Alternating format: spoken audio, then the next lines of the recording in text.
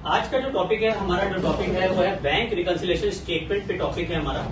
तो bank reconciliation statement हम क्यों बनाते हैं, किन कारणों की वजह से बनाना पड़ता है।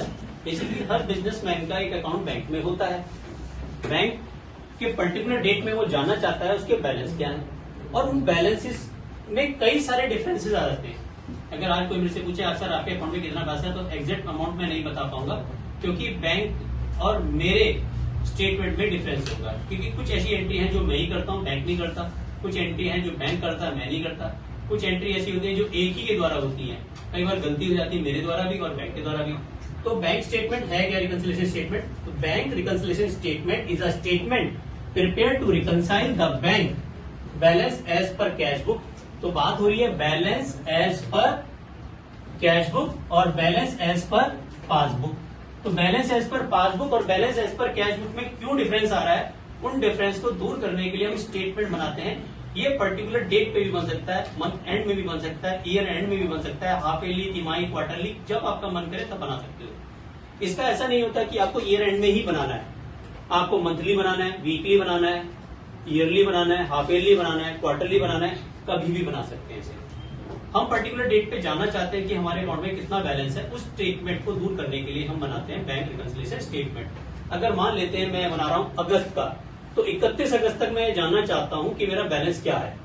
और जब हम बैंक का बैलेंस चेक करते हैं और कैश का बैलेंस चेक करते हैं, तो डिफरेंसेस के कई कारण होते हैं। वो डिफरेंसेस किन कारणों से आते हैं? एक तो आता है ड्यू टू टाइमिंग। टाइमिंग का मतलब होता है आज की, जैसे चेक किसी ने मेरे को दिया या मैंने किसी को चेक इशू किया, तो उसका एक टाइम पीरियड होता है 3 मंथ्स का। तो 3 मंथ्स के अंदर अंदर वो स्टेटमेंट में कभी भी आ सकता है। अगर मैं कोई मुझे चेक देता है, मैं पढ़ा रहा हूँ, किसी ने मुझे फीस चेक से पेमेंट की और मान लेते हैं 2 दिन बाद फिर किसी ने दी, तो मैंने सारे चेक्स को क्या करा, महीने के एंड में जमा कर दिए। लेकिन जब मैं फीस ले रहा था, एंट्री तो मैंने उसी दिन कर दी, परंतु जमा कब किया मैंने? महीने के एंड में जाके या नेक्स्ट मंथ जाके किए। लेकिन कैश बुक में तो एंट्री तुरंत हो गई, पर पासबुक में जो एंट्री होगी वो नेक्स्ट मंथ जाके होगी। तो यही कारण है जिसकी वजह से हमारा क्या आता है, डिफरेंसेस आ जाते हैं। जैसे चेक इशू किया, अगर मान लेते हैं मेरे स्टाफ में मैं किसी को सैलरी पे कर रहा हूं, तो वो इस महीने के स्टार्टिंग में ना जाके नेक्स्ट मंथ जाके इसको पेमेंट ले रहा है, या अगले महीने जाके पेमेंट ले रहा है, या जिस महीने के एंड में जाके जब मैं इसको पेमेंट कर रहा था, उसने उस महीने के एंड में जाके पेमेंट ना करके नेक्स्ट मंथ जाके ले लिया। इसको अच्छे एग्जाम्पल में समझते हैं। जैसे 31 अगस्त की बात है, मैंने किसी को 28 अगस्त को सैलरी का चेक दिया और मैं 31 अगस्त का स्टेटमेंट बना रहा हूँ। उसने क्या किया, 5 सितंबर को जाके मेरे अकाउंट से पैसा निकाला। तो लेकिन अगर मैं बात करूं तो 5 सितंबर तक मेरे खाते में पैसा रहा होगा, लेकिन जब कैश बुक में एंट्री करूंगा तो वो सेम डेट में ही पैसा कट गया मेरे अकाउंट से। लेकिन बैंक में कब कटा? 5 सितंबर में जाके। तो ये टाइम डिफरेंस की वजह से ये गलतियां हो जाती हैं। ऐसी एंट्री कैसी होती है टाइम डिफरेंस वाली? चेक इशू करने वाली और चेक डिपॉजिट करने वाली। हमने बैंक में ऐसी सेम डेट में चेक जमा किया, परंतु वो जमा क्लियर होने में 3 दिन लगा दिया उसने। आप मान लेते हैं आपकी 28 अगस्त है, 29 अगस्त है, आप 29 अगस्त को चेक जमा कर रहे हैं बैंक में, लेकिन वो क्लियर हो रहे हैं सितंबर में जाके। लेकिन हम स्टेटमेंट बना रहे हैं 31 अगस्त का, तो 31 अगस्त तक अब वो चेक क्लियर नहीं हुए हैं या चेक का पेमेंट नहीं हुआ है, तो वो टाइम डिफरेंस की गलतियों की वजह से होगा।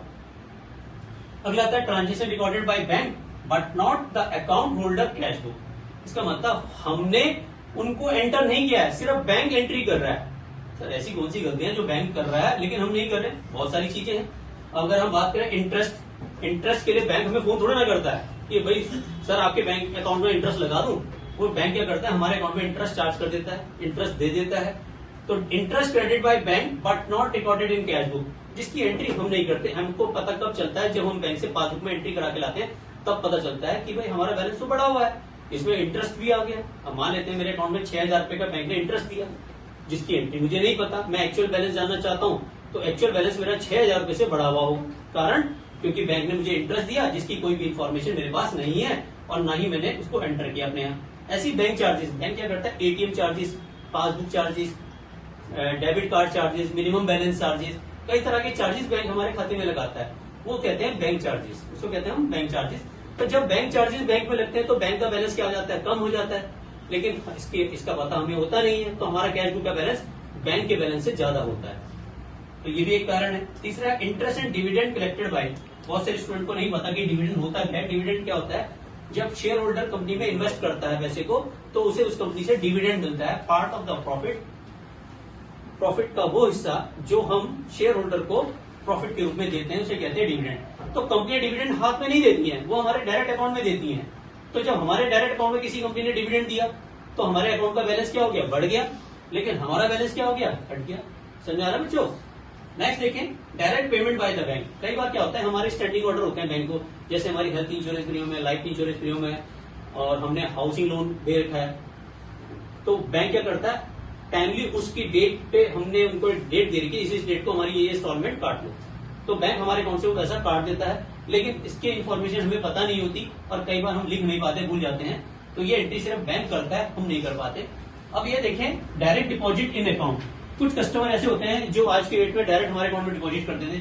जैसे आजकल एक चलन चल गया है गूगल पे वगैरह करने का, पेटीएम करने का, कि सर आपके अकाउंट में फीस पेटीएम कर दें, सर आपके अकाउंट में फीस गूगल पे कर दें। तो आपने हमारे अकाउंट में डायरेक्ट जमा कर दी, परंतु हमें पता ही नहीं कि किसका खाते में पैसा आया। किसी कस्टमर ने हमारे अकाउंट में डायरेक्ट डिपॉजिट कर दिया, ये भी एक कारण है। इसकी एंट्री किसने कर दी, बैंक ने तो कर दी, परंतु इसकी एंट्री हम कैश बुक में करना भूल गए, ये भी एक कारण है।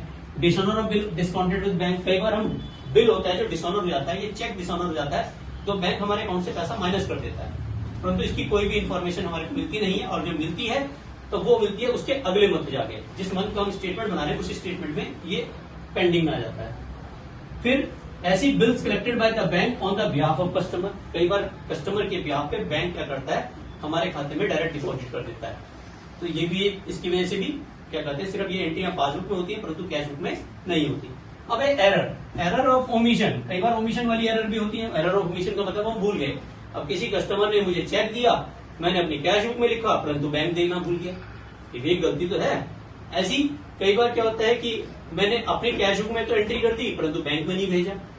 कई बार क्या होता है, क्या कहते हैं, बैंक ने गलती से 2 बार एंट्री कर दी, या कई बार ऐसा होता है कि हमने अपने यहाँ 2 बार एंट्री कर दी, जैसे bank charges recorded twice in cash book या bank charges recorded twice in passbook.